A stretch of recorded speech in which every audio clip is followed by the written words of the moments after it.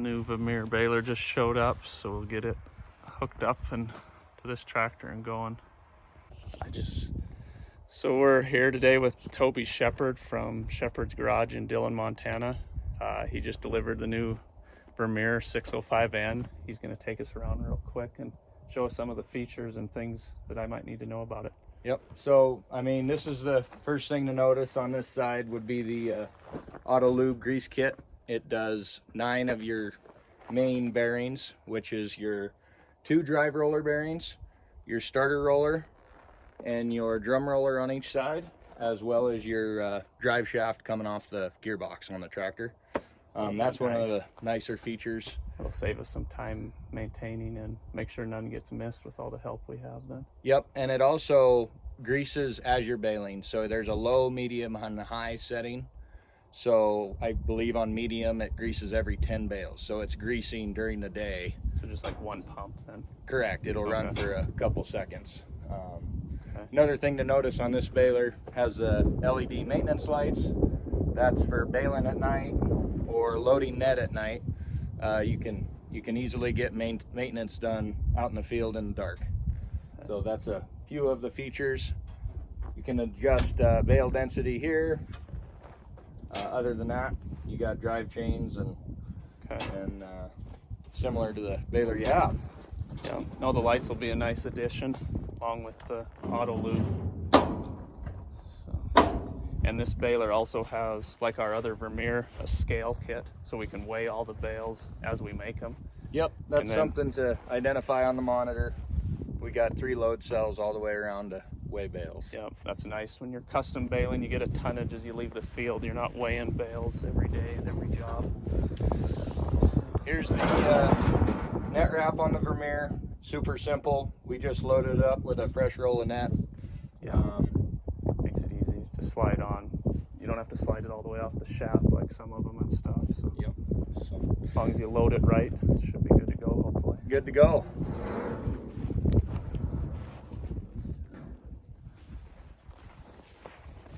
Over here, this is the 605N Select.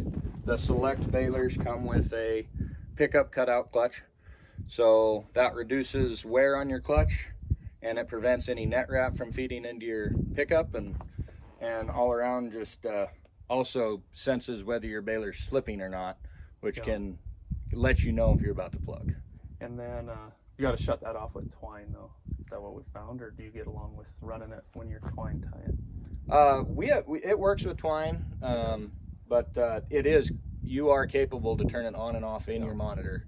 So if you do experience any issues with it, you can also turn it on or off. Okay. So, well, we're all hooked up. We're going to go make a few bales and see how it goes. Headed out to the field now with the new baler. Try it out real quick and see how it works.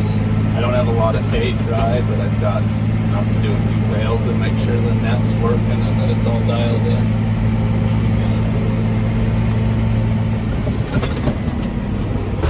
Making a few bales. We made 6 or 7 trying to get the net tension right. He's not wanting to feed, so he's just working with that. Working on the McNaught 9300. I was cutting lands out yesterday and the AC compressor froze up, seized up. So when they brought me that new Vermeer baler, I had them throw a compressor and a receiver dryer on. So got the new compressor on, new receiver dryer on. Now I'm pulling a vacuum on it to get any moisture impurities out of there before I recharge it. So I'll let that vacuum sit on there for, I don't know, leave for 3-4 hours and come back and see if it's got a negative pressure on it. If it does, I'll shut the valves and let it sit for another hour or 2 and make sure that it's holding a vacuum and I have no leaks, and then recharge it with some 134A and it should be good to go.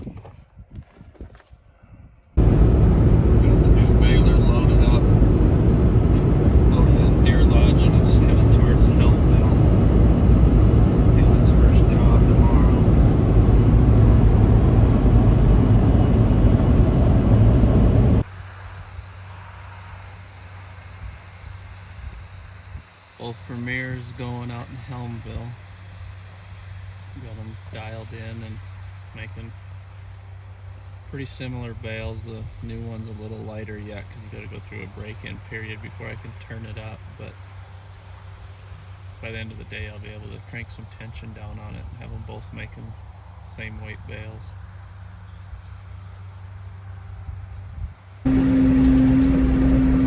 Out in Helmville today, we started baling here. I'm doing the raking for my mom and Brittany, who are in the two Vermeer Balers. Cooper usually rakes out here, but I stuck around and did the raking because I needed to dial in the net and the bale density on that new baler, and I was having some net issues on the old Vermeer, and I just wanted to get that fixed up. So running this rotary rake, it's quite a bit different than the V wheel rakes that we run in Deer Lodge, but it's nice out here. It's a lot more maneuverable and you can move around in it. Which does a pretty clean job of raking. I don't like the shape of the windrow as much, but for the most part it does pretty good. Mom baling right there, and Brittany is over that way.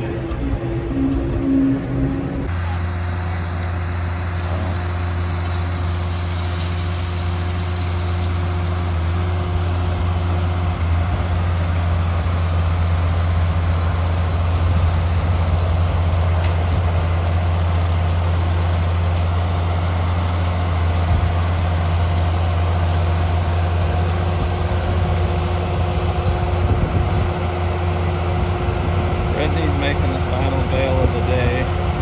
The new Vermeer probably did 160 bales in about 6.5 hours.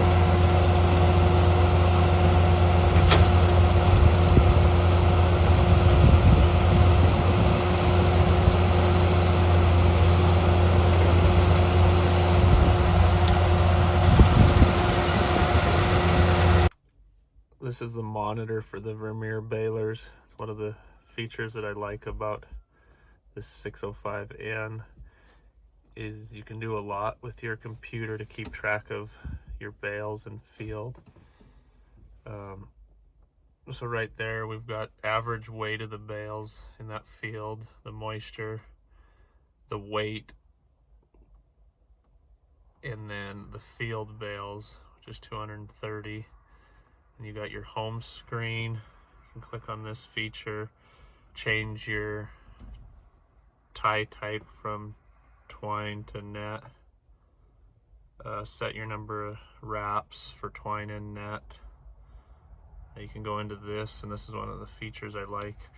You can set up all your different customers.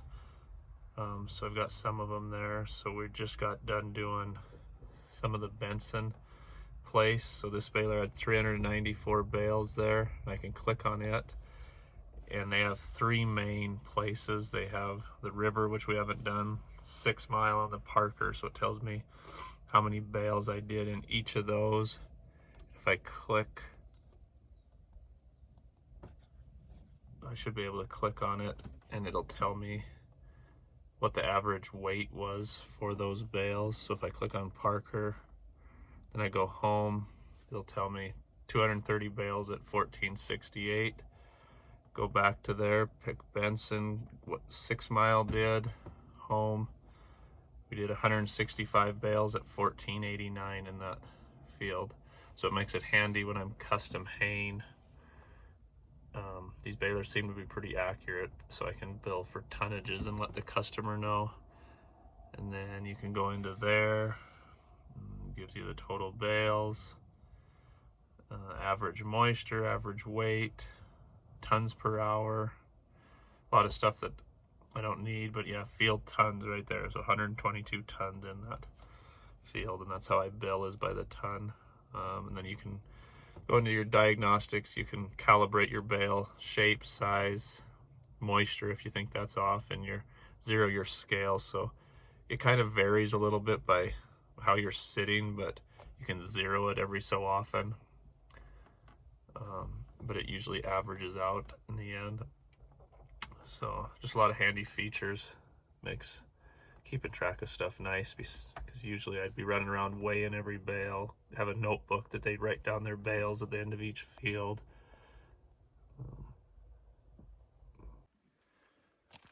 I was thinking to myself as I was driving home that I did pretty good today. I wasn't super dirty, but then Dad and Cooper called and said that a hydraulic line was leaking under the another McDonald's Swather, not the one with the AC out, but another one back there.